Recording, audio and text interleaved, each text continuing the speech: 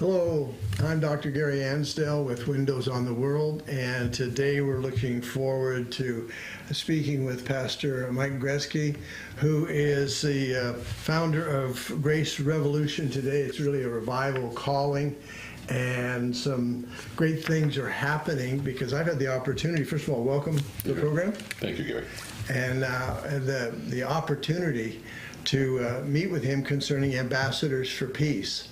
Because Ambassadors for Peace is talk about a revival. It's an opening of the doors to religions around the world to be able to think for themselves, articulate for themselves their own faith, their own belief, and question it if necessary.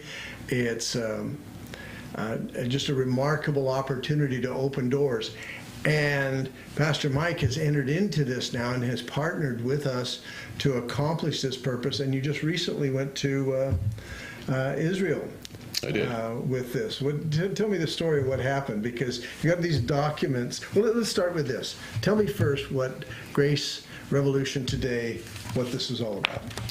Grace Revolution Today is a communication piece for three valleys in the Riverside County: the Temecula Valley, Lake Elsinore Valley, and the Harvest Valley, which is kind of the Hemet to Paris area, that Highway 74 valley. Okay. We believe that God is calling our nation to revival. Our responsibility is in our three valleys, so we're communicating what God is doing in churches, ministries, Christian businessmen's lives, and so this is a communication piece to create unity for revival. We saw revival happen in Mexico when we were there for 12 years, and we're personally were there. My wife and I were personal missionary pastors in Cabo San Lucas. We planted the Cabo English Church in 2001. We watched God take a very demonic city and turn it around and bring it to godliness, and that He did that in about 7 or 8 years. Yeah. And we kind of want to see that happen again. Yes. We know it's possible, and it's up to us to kind of conform to God's standards and to His ways, find out what's in God's heart, and do that. Yeah. So that's the purpose for the magazine. Well, it's well presented, and this particular one is on Easter, and I notice you've even got, you've got, of course, some ads here from You Turn for Christ and ministries like that, Mm-hmm. and then I notice you even have Floodgates, this phenomenal book by David Parsons, in here, and so this is well-rounded. It's got a lot of good stuff. It does. You, in the last issue, had quite a bit of material provided for Ambassadors for Peace to describe that. And I believe one of the reasons why you did that is because you were going to Israel. You had an opportunity to go there and meet with some people. Tell me what happened in that. Well, we met David Parsons when in Israel. David's the vice director and for the International Christian Embassy in Jerusalem, and he is the director for all 95 Christian embassies around the world. David had not yet released that book. We were there in January, and he released the book in March, and it's an excellent read. But he's a pretty remarkable man. That's a very well-balanced biblical view of end times happening, based on Jesus' teaching about the days of Noah will be like the coming of the Son of Man. Yeah. So as this is kind of a revival piece, we talked to David Parsons about the Ambassadors for Peace Religious Rights Resolution. We see this as maybe a different avenue, but a golden opportunity to foster revival, maybe not by presenting the gospel directly, but by producing the freedoms and the right for people to investigate. It gives freedom for the gospel to be presented, and yet on the other hand, what it does, it seems to allow people the freedom to hear the gospel, investigate it, explore it, and dialogue. And this document says, we agree that dialogue and debate replaces violence and terror. And the issue is above anything else. In other words, it doesn't matter the religion. No. It's a freedom for Dalits in India, and for Muslims and Brahmins and Hindu and Buddhist and everybody to just be able to talk without the infringement of either a government or a religious authority, and make individual choices. So I believe the gospel has, on a level playing field, when people really understand what it's about. Of course, that's what we're about. But on the other hand, if we don't give them their freedom, we're going to lose ours. And that's really the premise of this. So you've got these materials to take with you to meet the leader of the Christian embassy, right? Yes. And now we have a Jewish Israel embassy in Jerusalem, which is something to be celebrated, right? Coming soon.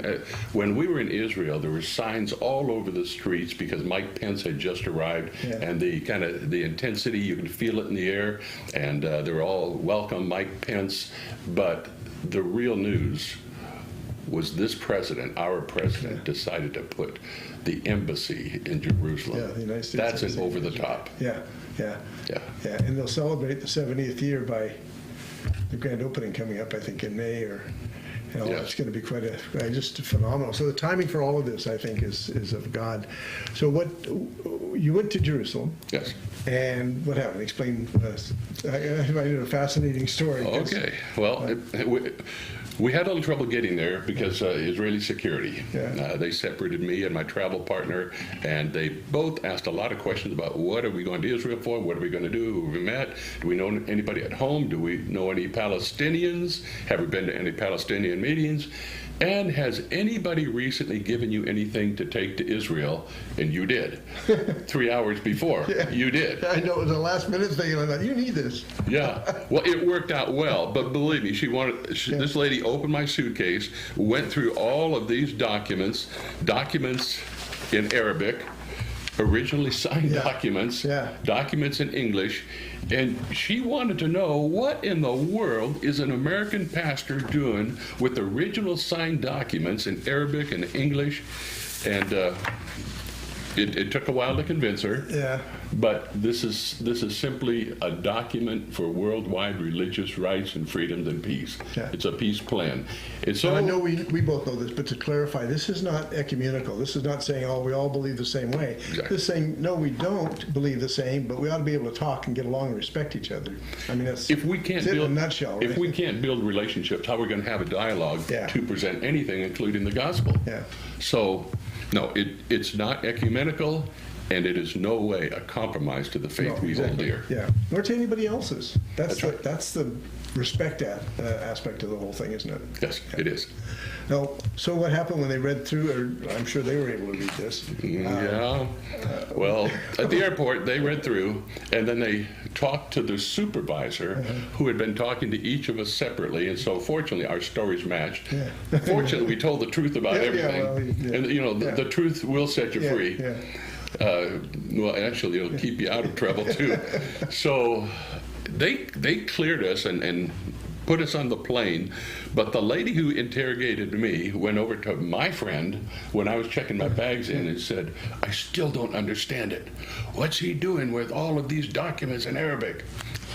He said, "It's no value to anybody but us." Yeah. So we got into Israel, and we showed this to David Parsons. Yeah. And actually, David took a first glance at it, and he didn't seem too impressed. And I thought he was going to finish his iced tea and get up in 20 minutes. And okay, he did his thing. He came, met with us. But we started talking about the impact that this could have and the goodwill for the nation of Israel. Yeah. And he spent 3 hours, and he spent 3 hours and a half with us. Wow. And he said, "I would advise this. Take this document, go back to the United States, get a college, university, some professors, well-respected group of people, and write a summary and correlate all of the 17 peace points, find the biblical reference to them." Good. And we did. And that's being done, or is it finished now? It's finished. Wow, that's good. I haven't seen that yet. That's encouraging. Well, these documents, basically, if you don't mind, I'll explain to the people what they are. And there's pictures that we can be showing on the screen later on of just what all of these are about. But let me start with the newspaper articles. Probably be the best. This, when we were there, the front page news in Egypt, there we go, and also when we were in Morocco, was about the religious rights resolution. And what had happened was, after 9/11, there was just different thoughts about what to do. America was looking at, when you talk to individuals, they were saying, well, just go over there and bomb Arabs and Muslims, they're all the same to most people. And they're, no, we all believe the same thing. And I thought, well, neither one of those things could be true. And I really didn't know anything about Islam at the time. So I had a friend, Emil Haddad, and we sat down, he schooled me on those things and said, but what we do need is something that is the truth, that deals with the individuals and respects them. So after some prayer, wrote this resolution and ran it by attorneys and everybody else to just, that it would be able to fly. And I knew the biblical background for it. Once it was put together, we had the opportunity to meet with, through Senator Bertrand, of the Bertrand district where the pyramids are, to meet with Sheikh Mohammed Tintawi, who's the head of 786 million Muslims. And we were, much like what you experienced, we were there. The thought was 15, 20 minutes, he'd say, hi, be nice, and hey, we appreciate it. We ended up spending a little more than 2 hours with him, and he signed the document, which for the first time in history gives in writing, because we're talking to Muslims here, not other religions, so right. In speaking to them, would give them, as well as anybody else, the right to convert. And it's written general terms, so a Christian could convert, anybody could. Mm-hmm. But to them, it's the right of a Muslim to convert. And so after he signed it, it was signed literally under the institute that abides forever. And so it's still there. Well, he was held in contempt. And Mubarak said, no, he stays, you can't get rid of him. So they brought it before the Congress, and that's what these articles are about. Oh. And they said, the Brotherhood, said you must have, a convert should have his head taken off within 4 days if he doesn't, recant it. And he said, no, and I thought this was so wise. He said, a Muslim's got all of his life to repent. Oh, that's clever. Isn't it? Yes. What a wise man. And I was very impressed. He was well learned, schooled in the Old Testament and in the New, very educated, very, very sharp, and really a man of peace. Really a man of peace. We also met with Haman, the lead imam to the president of Syria. Mm-hmm. And he was the same way. He brought it something very similar. He was going to the UN to speak there, and really all these guys put their life on the line to stand up for what they understood to be so necessary, the freedoms. When we went to Morocco, the Jewish court signed it, and it's now used for negotiations between civil issues with Jews, Christians, and Muslims. It's used in Egypt, so that even has gone as far as the High Court in dealing with people's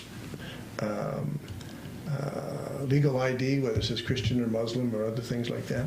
So it is, I think, a document that's come of time. It's the right time for this.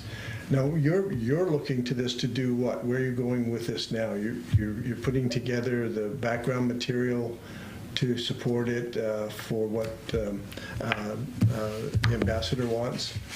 Yes, we'll put together the background material, both with English scholars, yeah. Christian scholars, Hebrew scholars, Arabic scholars, yeah. And then I think we ought to consider, like you were saying, different languages and, yes. And Hindu faith, yes, and especially, yeah. But get those summaries with academic and credentialed and well-respected people backing the document, because when we met with David Parsons, he said, I have an inroad to the Prime Minister. Mm-hmm. I know Benjamin Netanyahu. And he says, I know his two boys too. Mm-hmm. He laughed when he said that, but he says one boy is a Bible scholar, and that's the direction of his life. The other boy chases women at night, and that's the direction of his life. And so even the prime minister and his wife don't get away from domestic problems. No, nobody does. Yeah.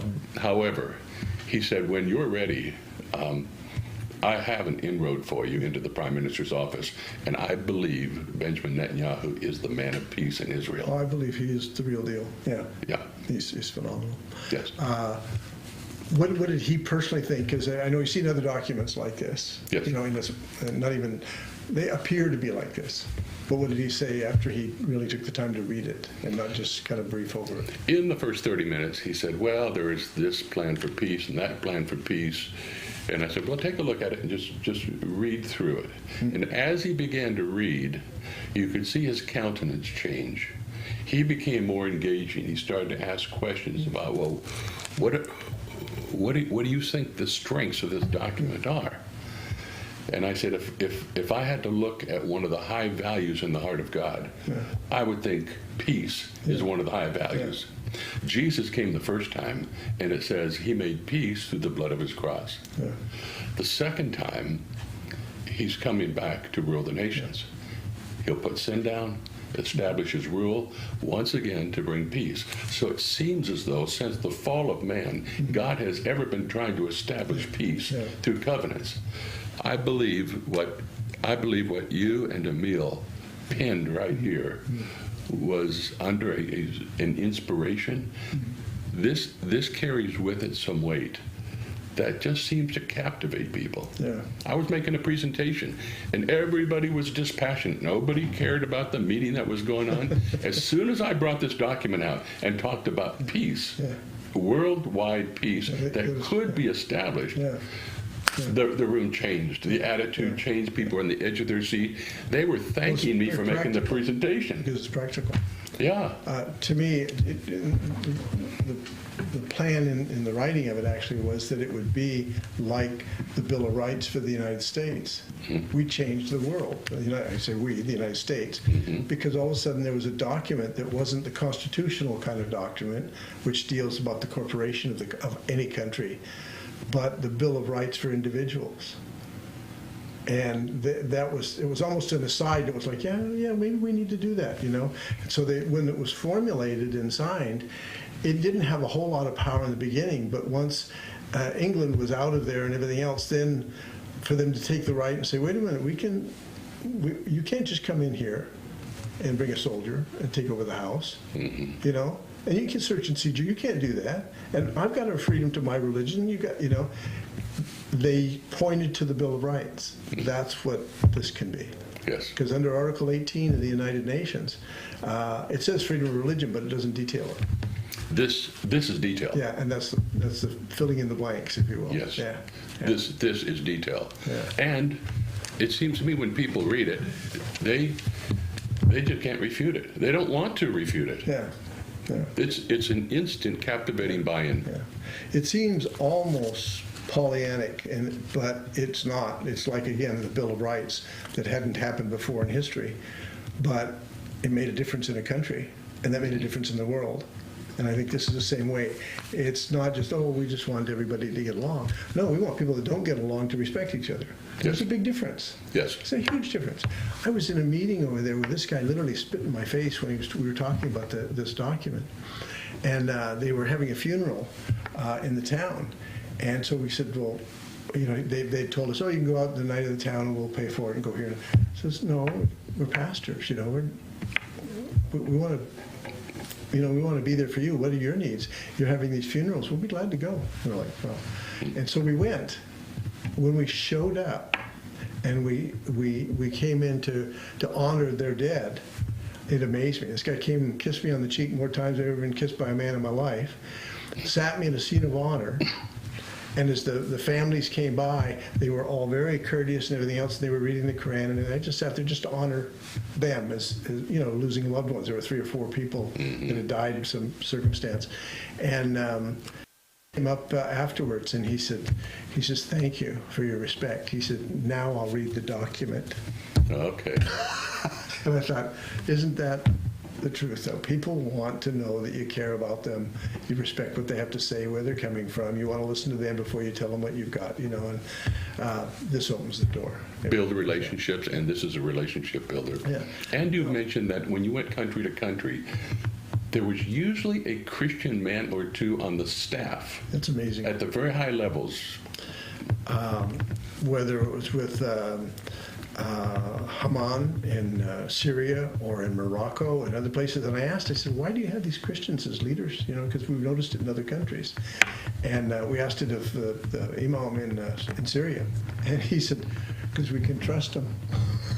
And I thought, what a good reputation. That's a great just testimony. Honorable. And, you know, so it was kind of like a Daniel situation. But now, your denomination, are they behind this? Yes. Okay. And that denomination is? David Wynn is the executive director for Southern California and Southern Nevada on the West Coast here. And David is my boss. He's my pastor. And he was my partner in Israel. Mm-hmm. And is he behind it? Yeah. Oh, now, yeah. The name of the denomination, though? Church of God. Okay. Out of Anderson, Indiana. Okay. Now, other denominations or even other religions that you started to work with, are they opening the doors or at least starting the dialogue with some potentials? Yes, the presentation I made in a certain city in my valley, there was 50 representatives from 50 different churches. Ah, good. Part of the Interfaith Council. Good. And at the end of the meeting, they said, may we have a copy? Yeah. And what would happen if we all signed this? Yeah. 50 churches. Yeah. Great. And so from there, we've gone from the mayor to the city council to, we'll soon speak to the superintendent of schools, talk to the civic organizations. But this is a city that I think within a few months will have multiple buy-in from every sector of their town. Yeah. Well, I know that this is a couple of popes ago now. Things changed so fast over a period of years. But when we met with Tintawi shortly after that, we were told through his people that he got a letter or an email from the Pope saying, I want to meet with you about these people from Southern California that had put this MP. I want to talk about this. And then the Pope resigned, and a bunch of things happened. The next one died, you know, and all that. So I haven't been able to get back to the Catholic Church, but I'd love to. How about other organizations? Have you talked to them or at least approached them? Yeah. When I made that presentation to the Interfaith Council, two people who were at the presentation called me a couple hours later, and they said, we're part of the Latter-day Saints. We're Mormons, but the presentation you made about that peace plan, the religious rights, is something that we have explored and looked into in Salt Lake City. Would you be willing to go to Brigham Young University, meet with our top two attorneys and our national and international directors and present this for signature? Sure. Wow. That'd be great. Yeah. That'd be great. There's a lot of interest in the reality is, in fact, if anybody is a part of a religious organization, Christian, Muslim, Jew, Hindu, Zoroastrianism, all the other ones that are out there, people that want to know God, even atheists that want to know, I've got my rights too. This is about them. It's about individuals. If you go to amforpeace.com, you can check it out and find out what's going on. In fact, we're redoing the website right now and updating it and doing some things. So it's got some of these pictures involved in there and then some of the activities that you've already been doing and going forth. We went to Indonesia and met there, and the response was just astounding. First time ever in one of the particular universities that they allowed a Christian individual, never mind a pastor, to speak to the students.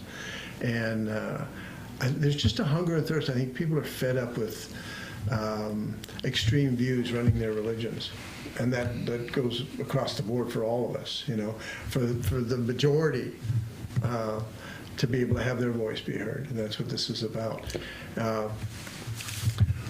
Where are you going to go from here? You going back to Israel then when the door opens? Once you get this material finished, or what are you doing?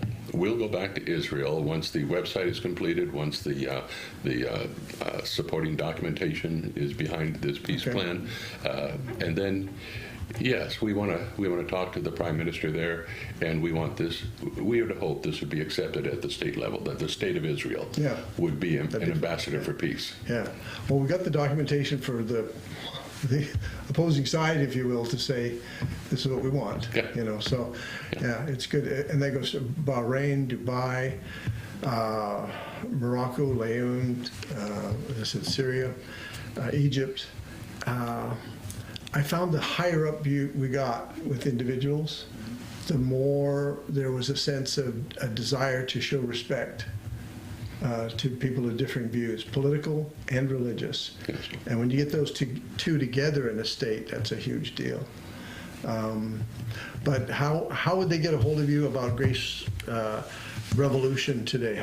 Would you have a website you'd like to just look in the camera and give the website? Yeah, you can just call Mike at gracerevolution.today, and I'll respond. My wife's name is Kim at gracerevolution.today. She's the editor and the genius behind this, and so you can contact either one of us through our website, and you can sign on to our website, gracerevolution.today, and hit subscribe. And no matter where you are, as long as you live, and as long as we publish the magazine, it's yours free.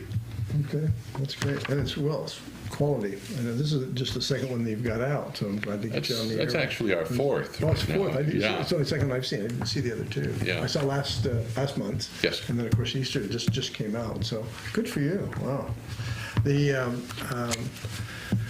What do you think about the timing for Am for Peace with what's going on with what you've been doing and the people that you've been working with? I mean, to me, it seems like your involvement has a lot to do with the timing because of where you're at. Yeah, your co-founder, Emil Haddad, and I, we met about 6 or 8 times before his death a few years ago. And I wanted to help. I didn't know how, but I wanted to help. And then I understand that you prayed, and you said, well, if Mike calls me, I may have a new partner. Yeah, exactly. So here we are. So, yep. Well, if you would like to get more information, please check with am4peace.com. am4peace.com. In fact, we're in probably about 5 days we'll have a new website up, but there's you can get more information that way. And I think you'll be blessed if you'd like to participate. Email us, let us know what your thoughts are and what things, maybe you have some ideas of how to spread this too in your city. We've had cities sign it, states like Alabama and others. I think you'll be blessed if you get involved. I pray the richest blessings for you, your family, and wherever you're coming from in a religious relationship, to respect others and to know that God wants you to be able to investigate, reason together with the Lord, get an understanding to serve Him better. And so this is Windows on the World. We thank you for being with us. Thank you very much for coming. You're welcome. And thank you. Ambassadors for Peace. God bless you.